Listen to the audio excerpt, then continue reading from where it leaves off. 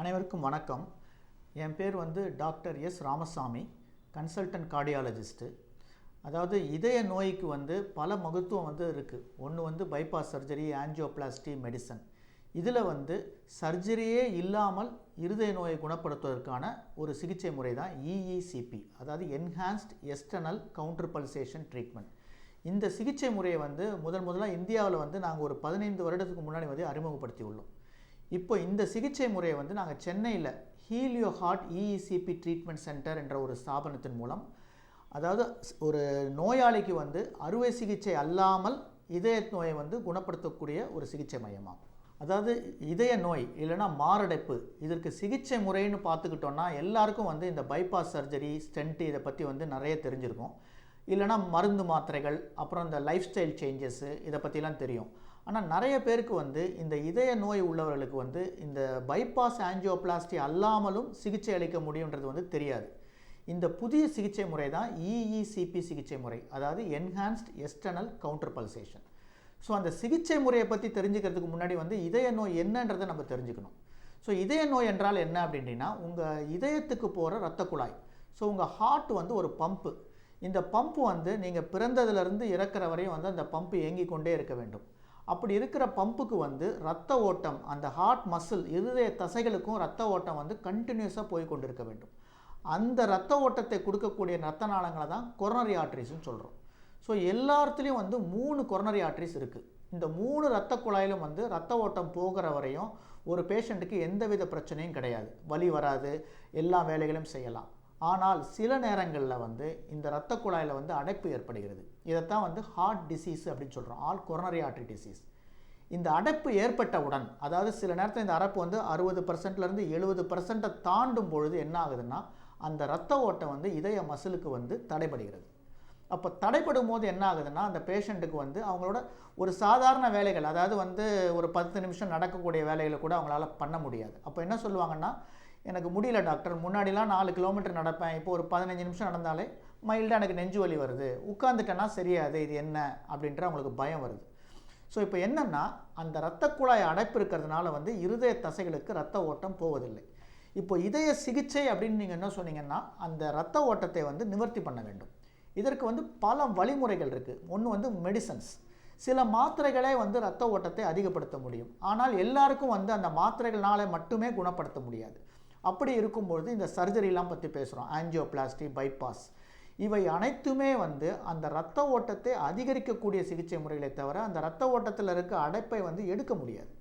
இப்போ இரத்த ஓட்டத்தை அதிகப்படுத்துறதுக்கு, சார் பைபாஸும் ஆஞ்சியோபிளாஸ்டி தான் சர்ஜரியா, எங்களுக்கு பயமாக இருக்குது, இல்லைனா எங்களால் முடியாது, அது இல்லாமல் இரத்த ஓட்டத்தை அதிகப்படுத்த முடியுமான்னு கேட்டிங்கன்னா, இதற்கான ஒரு ஆன்சர் தான் EECP சிகிச்சை முறை. இது யூஎஸில் US FDA, அதாவது அங்கீகரிக்கப்பட்ட ஒரு சிகிச்சை முறையாகும். எல்லா கார்டியாலஜி டெக்ஸ்ட் புக்லேயும் நீங்கள் அமெரிக்கன் ஜேர்னல் ஆஃப் கார்டியாலஜோ, இல்லைனா European society of cardiology, Indian cardiology, cardiac textbook, இது எல்லாத்துலேயும் இந்த சிகிச்சையை பற்றி மிக அருமையாக எழுதப்பட்டுள்ளது.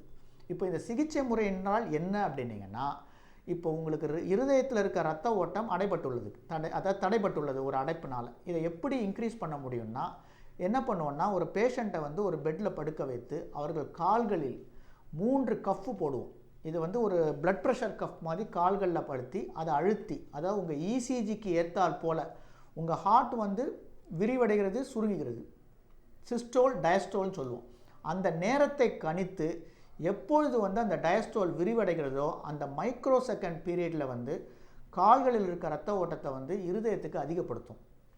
இது டெய்லி 1 மணி நேரம் 35 மணி நேரம் செய்யும் போது என்ன ஆகுதுன்னா, நேச்சுரலாகவே இரத்த ஓட்டம் அந்த இருதய அடைப்பை தாண்டி சிறு சிறு இரத்த நாளங்கள் மூலம் உருவாகிறது. இது நிறைய பேஷண்ட் கேட்குறாங்க, சார் அப்படி உருவாயிருமா சார் புதுசாக இரத்த ஓட்டம் நம்ம பண்ணுறதுனால அப்படின்னா, டெஃபினட்டாக அதுக்கு ஆக்சுவலாக EECPயும் தேவையில்லை, எதுவுமே தேவையில்லை. இது உண்மை என்னன்னா, நேச்சுரலாக உங்கள் ஹார்ட்டுக்கு இரத்த ஓட்டம் தடைப்பட்ட அடுத்த நிமிடத்திலிருந்தே இந்த சின்ன சின்ன கொலாட்ரல்ஸ் உருவாக ஆரம்பித்து விடுகிறது. இதுதான் நேச்சர் நமக்கு கொடுத்த ஒரு வரப்பிரசாதமாகும்.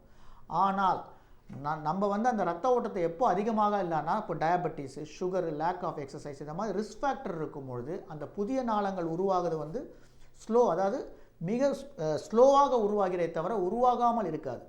இந்த இஇசிபி சிகிச்சை மூலம் அந்த இரத்த ஓட்டத்தை வந்து மிக வேகமாக அந்த கொலாட்ரல்ஸை வந்து உருவாக்குவதனால் வந்து பேஷண்ட்டுக்கு வந்து இரத்த ஓட்டம் நார்மலைஸ் ஆகிறது. ஒரு பைபாஸோ ஆஞ்சியோபிளாஸ்டியோ இல்லாமல் 35 நாட்களில் இந்த பேஷண்ட் குணமாகி முன்பு மாதிரி 45 நிமிடமோ 1 மணி நேரம் 2 மணி நேரம் அவர்களால் நடக்க முடிகிறது. இப்போ இந்த இஇசிபி சிகிச்சை முறை வந்து 35 நாட்கள் டெய்லி 1 மணி நேரம் வந்து எவ்வளவு கண்டினியூஸாக எடுக்கிறாங்களோ அவ்வளவு நல்லது. இதில் நிறைய பேஷண்ட்ஸ் என்ன கேட்குறாங்கன்னா, சார் 35 நாளும் வர வேண்டுமா, சில நேரத்தில் வராமல் இருக்கலாமா, இல்லைனா 35 நாள் இல்லாமல் வந்து கொஞ்சம் ஷார்ட்டாக வந்து ஒரு 20 நாளில் முடிக்க முடியுமா அப்படின்றது மாதிரி நிறைய பேர் கேட்குறாங்க. இதுக்கு என்ன விடைனா, அதாவது இந்த இஇசிபி சிகிச்சை முறைன்றது வந்து ஒரு ஸ்டிமுலஸ், அதாவது வந்து ஒரு எக்ஸசைஸ் மாதிரி. இப்போ எப்படி எடுத்துக்கலான்னா, இப்போ நீங்கள் வந்து ஒரு சடனாக வந்து ஒரு மேரத்தானுக்கு வந்து நீங்கள் ப்ரிப்பேர் பண்ணணும் உங்களை. அப்படி இருக்கும்பொழுது ஒரே நாளில் எல்லா எக்ஸசைஸும் பண்ணி அடுத்த நாள் மேரத்தான் ஓட முடியாது. அது வந்து ஒரு மாதங்களோ 2 மாதங்களோ ப்ராப்பராக ட்ரைனிங் எடுத்து அதுக்கப்புறமா உங்களால் ஒரு மேரத்தான் ஓட முடியும். அதே போல் இந்த இஇசிபின்றது வந்து ஒரு ஸ்டிமுலஸ். இந்த ஸ்டிமுலஸ் வந்து கண்டினியூஸாக 1 மணி நேரம் 35 நாள் இருக்கும் பொழுது வந்து அந்த இருதயத்தில் வந்து இரத்த ஓட்டம் அதிகமாகிறது. அதாவது நுண்ணிய சிறு இரத்த குழாய்கள், கொலாட்ரல்ஸ்னு சொல்லுவோம், அது வந்து நிறைய அதிகமாக நேச்சுரலாகவே உருவாகிறது.